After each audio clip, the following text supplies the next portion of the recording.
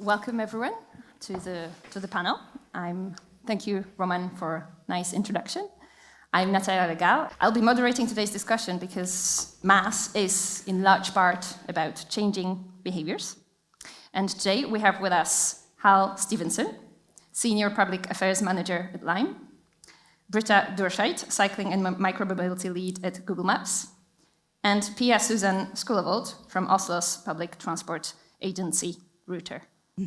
So before we dive into the discussion, I would just like to remark that we have a very gender imbalanced panel, and I'm very happy about it.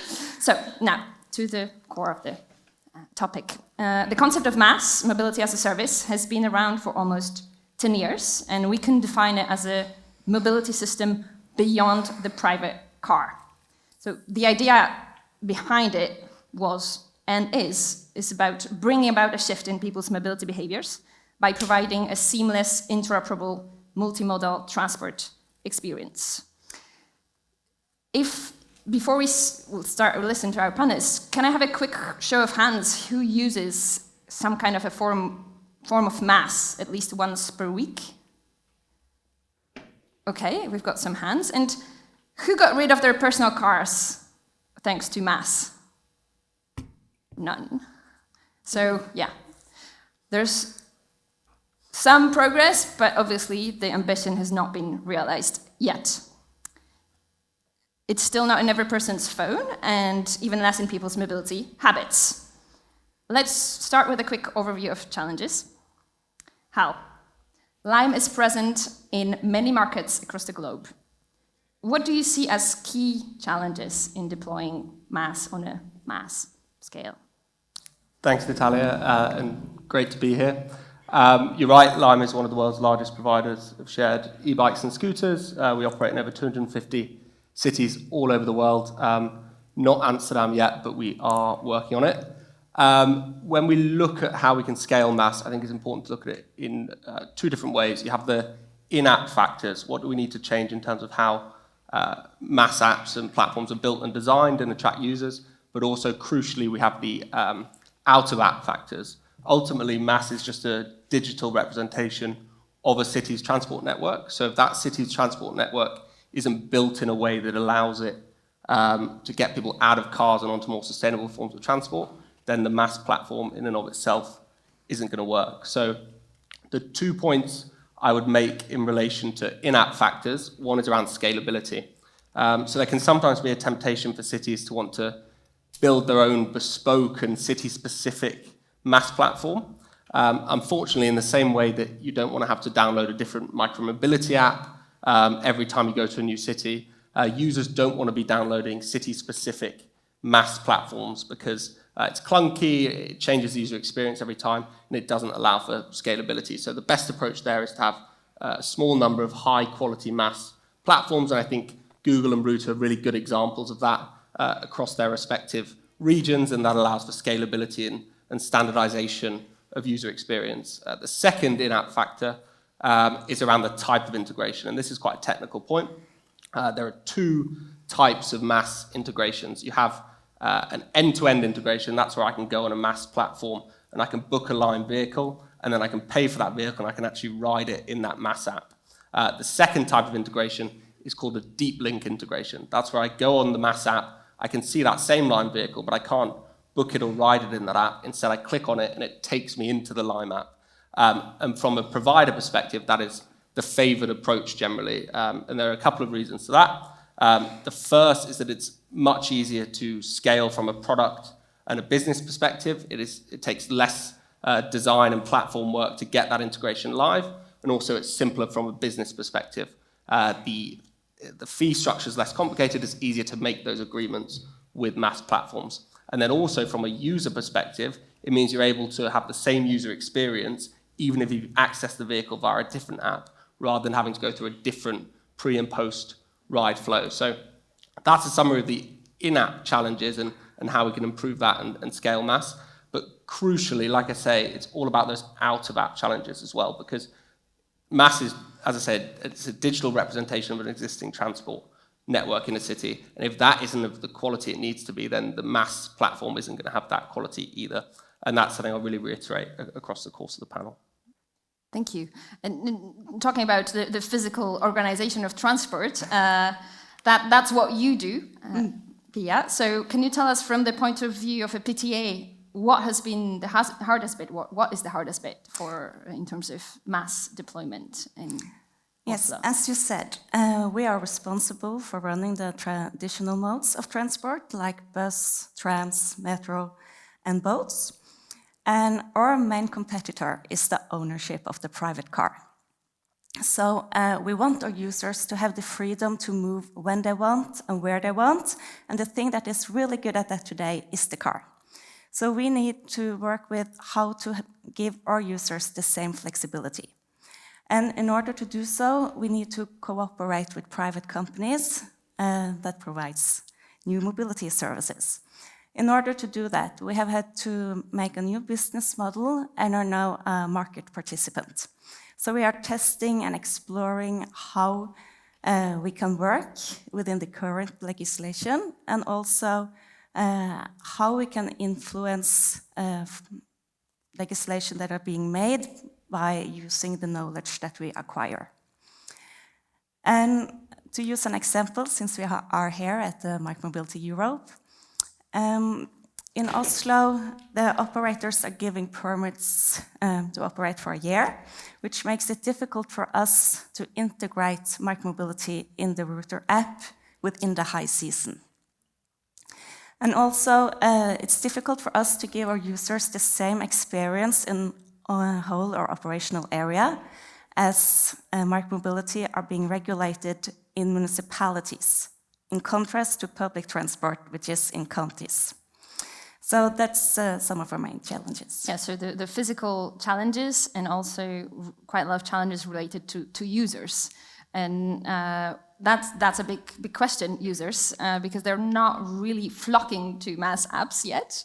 Do you have any insights on that, Britta? Yeah, so we at Google Maps have asked us actually the same question, sorry. And yes, this is what our research basically found out, that you have to think like a user and see where you can provide value. If you don't provide extra value, why should a user use the MaaS app? And there are three main factors that our research team looked into.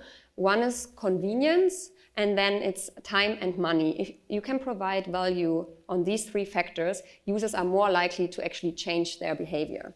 And I have to say, we are still learning on this. We are learning from everyone here. That's why we're also joining these conferences to really learn from the stakeholders in the ecosystem. And on that first point, convenience, what I said is, I think, Hal, you mentioned that about integrating either deep integrations or with deep links. So really making it easy for users to find the transport options that are there, giving it really to them at their fingertips. Don't make it hard for them. Try to have really short user flows. This is something that our UX team found out and that we are trying to hold ourselves accountable on as well. And then the number 2 and 3, time and money. So we did research, and it was quite interesting. While users think sustainability is important to make their choice of transportation, at the end of the day, most users, the standard use case is you want to get from A to B in an efficient way.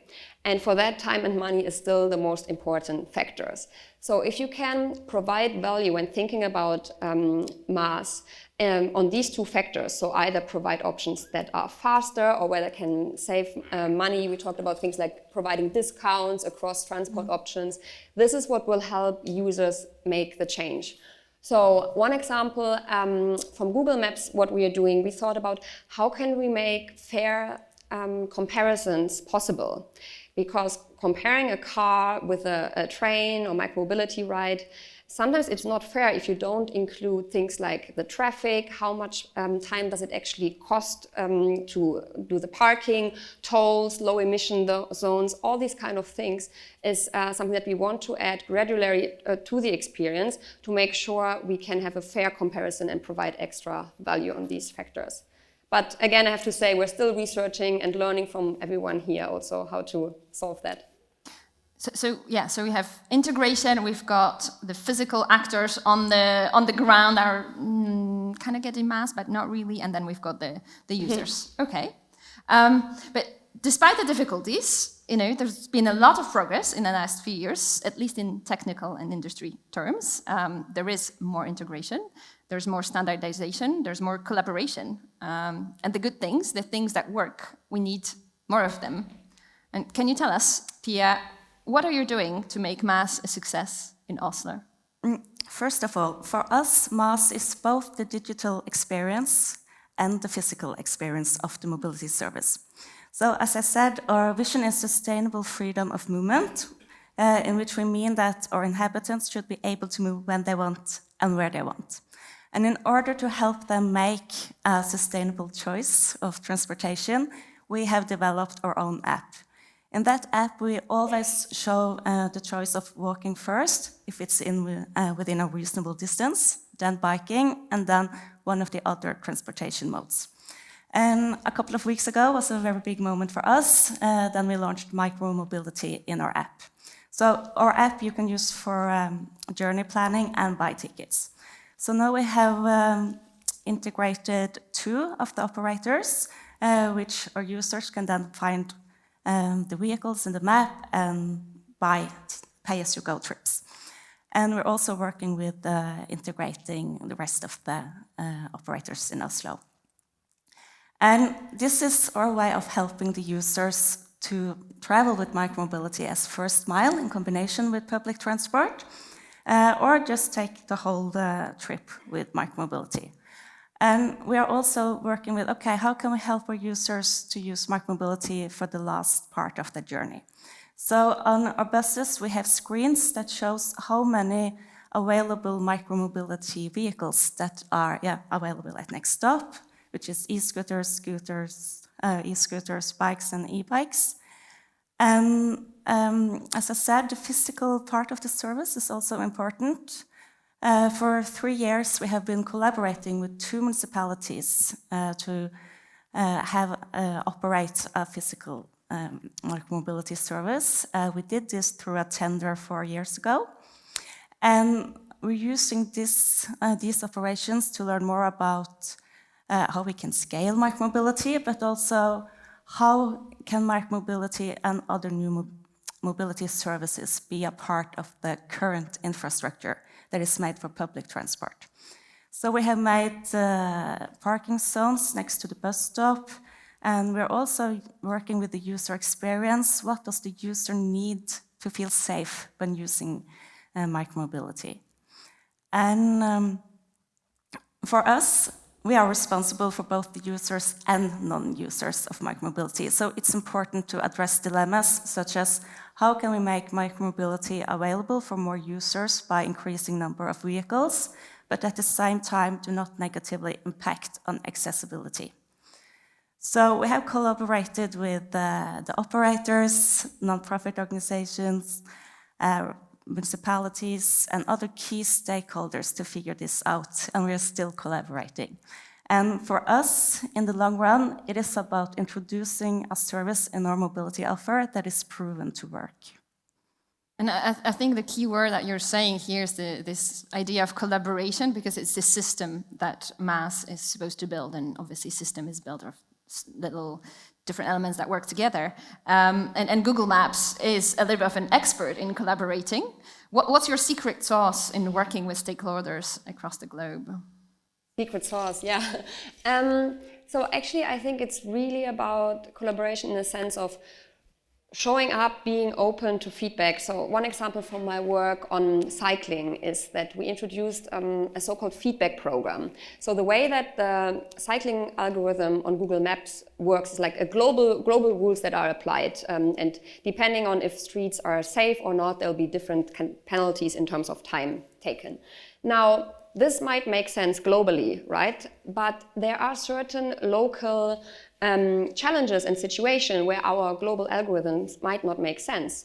So for these kind of things, we really want to make sure that we can have a seat at the table with the cities, make sure that their local challenges are taken seriously, and really be a partner in finding joint solutions. Because it's quite important that we can ideally help the cities to make sure that people move safely through the cities. So for example, I met the city of Amsterdam this morning, and we had a look at the different bike routes and how potentially Google Maps is not always labeling them right. So there's some homework to do there for us. And these kind of things where you really talk to the people, show up there and be a responsible partner, I think are important.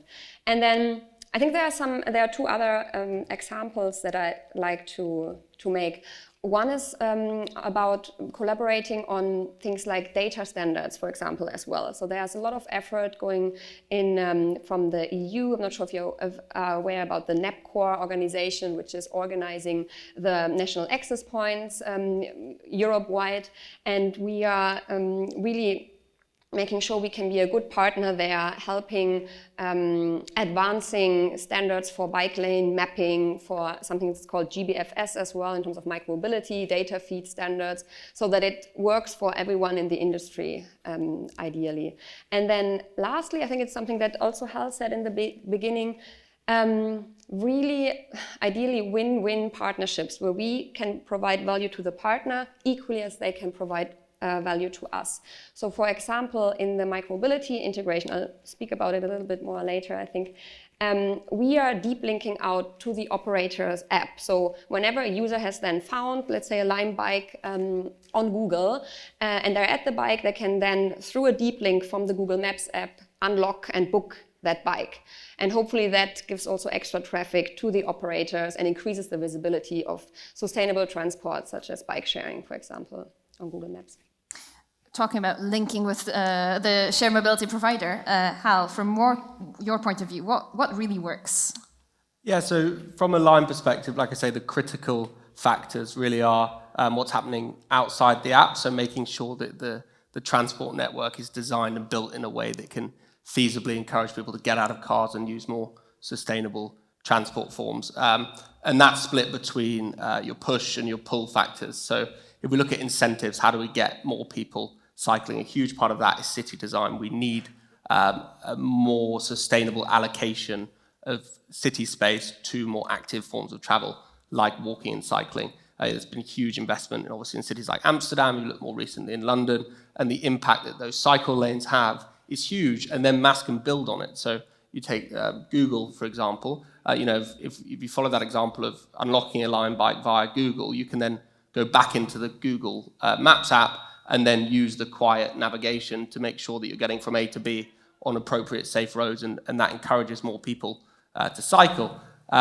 Also, you need to look at parking infrastructure as well. If you want someone to cycle to a train station and get on a train rather than drive, what you need to do is make sure that outside that train station there's somewhere where they can drop off their vehicle or pick one up if they're coming the other way. And that parking infrastructure has wider impacts as well. We're talking about accessibility. The best way to avoid pavement obstructions and to make sure services can be well used but responsibly used is to have widespread available parking density, because that allows the end user to park appropriately and they're not leaving bikes where they shouldn't because it's not provided.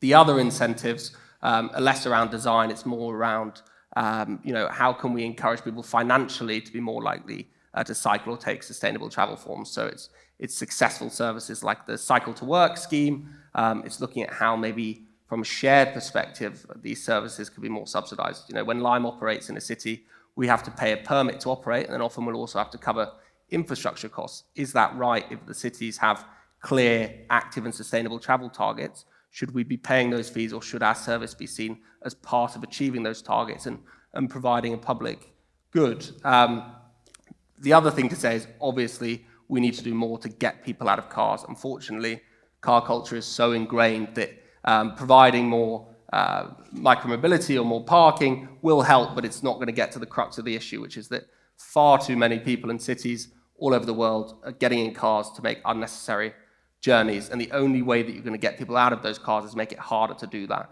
And there's a whole range of measures you can look at, whether that's ULEZ zones, congestion zones, traffic filters. And only when you do that and you make it less convenient will you really encourage people over. So it's that combination of carrot and stick. There's lots we can do to incentivize it, and MaaS is part of that, but ultimately you have to make it harder for those unnecessary journeys too. Users and getting them off private cars is something, that we have not touched on, but we do need to talk about it. And one of the issues with MaaS, or that we see is an issue, is that the user base is not very large at the moment. In general, the MaaS users are young, educated, and affluent, so not exactly the most active personal car users, and certainly not all of the potential users. How do you approach that problem, Pia? Yes, well, first of all, we need to build a network of mobility services that will help our inhabitants to live without the car in different stages of life.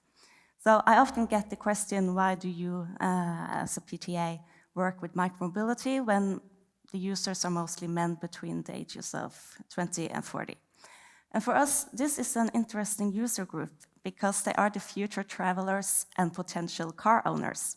So we want to influence them in a positive way to make more sustainable transportation choices. So to give an example, in our area, it's popular to go to the cabins during the weekends and holidays, and people prefer to use a car for this purpose. It's easier to get on the skiing equipment, luggage, bring your family or friends. In the future, we want our inhabitants to rely less on the ownership of a private car, but rather be a member of a car-sharing program which they can access through our app. And we have done some studies now where nearly half or 50% of the users said the users of e-scooter say that they think that short-term rental or subscription is the most popular way to access a car in the next 5 years. And this is 10% more than the rest of the user group. And also we're getting feedback from our inhabitants that subscription services for micromobility and shared micromobility has replaced the family's ownership of the second car. And I'd also like to say that as a PTA, we have services for other user groups. We have, for example, an on-demand service for people who are 67 years and older. So it's about building that network of mobility services that help our users in different stages of life. So it's, thinking strategically and long-term, but also, not being afraid of targeting this particular group that is most likely to use the service. Okay, so how do we do that to target them more effectively, to make them really not use their personal car, but MaaS or micromobility or other services? Britta, you're the experts of targeting.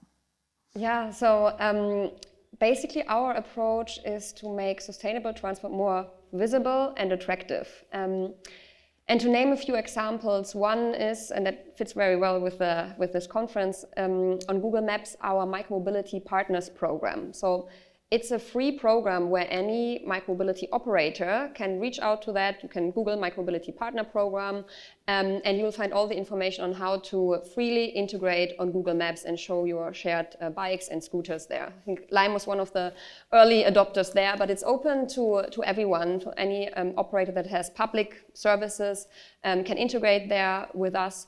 And by now we have, so we started that I think 5 years ago, and we now have 500 cities live with, last time I checked, 72 operators. And we're hoping to increase that to really make it visible for users that there are alternatives to the car and to get to the station, for example. And then another effort that I'm very passionate about working on is making cycling safer. It's still a big thing, especially if you look at it globally. Like here in Europe and especially in Amsterdam, you have like the cycling highways. And I feel like when I was cycling here today, like I always had advantage. I was stopping at every road, but then people were like letting me through. And it's not like that globally. So we have to make sure that when routing users on their bike on Google Maps, that we can provide the safest experience possible. So we have just announced and are in the progress of launching something that's called Immersive View for Routes. And what that means is what you can do is a preview of the route. It looks like a bird eye view as if you are flying through it. And it will show you what is the bike lane like, how many traffic lights are there, what's the anticipated traffic, will I be stuck between cars, what's the air quality, what is the weather going to be like at the time that I'm traveling. So we're planning to roll this out in Europe, in Amsterdam, Berlin, and London, and a few other cities globally as well, just to give people that feeling that they can pre-check where they are going. And then lastly, one example from public transport is one other issue is where people, especially if they are not used to public transport, to find their way around, especially in the stations, right? You all had that issue when you were trying to find the right exit or where to, cross the station. So we are putting more effort in the in-station navigation, showing people the right ETAs to cross and find your different tracks, but also the right entrances and exits as well. So these are some of the examples of how we're trying to tackle that. But really making it faster to use public transport compared to a private car. Mm-hmm. Exactly. Okay, and you both touch on this idea of linking digital and physical. It's something that keeps coming back. But I guess it's worth asking a question at this point. Is MaaS really the answer to the private car problem? How? It's one of the answers, I think, but like I've said throughout this, MaaS is a digital representation of city design, and what we need to do is make sure that cities are designed in a way that caters for and encourages us much more active and sustainable travel. So MaaS is a really important tool, but it has to come alongside the way we design cities, the way we encourage people to take up more sustainable forms of transport, and crucially, the way we discourage people from getting into cars for journeys that they don't need to take via that mode. I think we need to put an emphasis on the discourage. So I'm going to share just one fact that kind of shocked me a little bit when I was preparing for the panel. In the Netherlands, the number of private cars grew between 2015 and 2020, and it grew faster than population. So even in the Netherlands, a country with really excellent cycling and public transport services, the private car problem has not been solved. So we need to do definitely more, but MaaS is one of the answers. We're almost out of time. If I can ask you, each one of you, for one key message. Well, actually, we're not out of time. Sorry, we still have 5 minutes. So we can. I'm on a different time zone, I guess. So, what would be your key message to the panel, to the public? Yes, so I'll start. Overcoming roadblocks. Yes, please. Yes, so mine would be try not to do everything at once, build it step by step, build on what works, and do it with the customer focus. Thank you. Britta?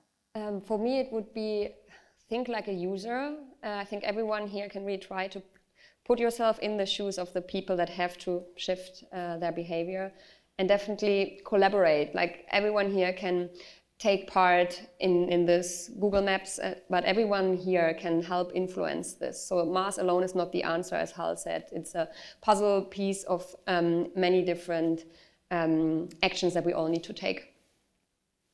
Yeah, and my point would really be it's that focus on physical changes to city design. I'm based in London, where we have a very big e-bike service, and the data we have on trips that are made before and after cycling infrastructure has been put in boroughs like Camden. It's just incredible. And you don't even need to look at the data because you can see it when you're out and about walking. The level of cycling has really rocketed with that Mayor's Street Space plan and the infrastructure that's been put in. So it's just so critical to what everyone's trying to achieve here.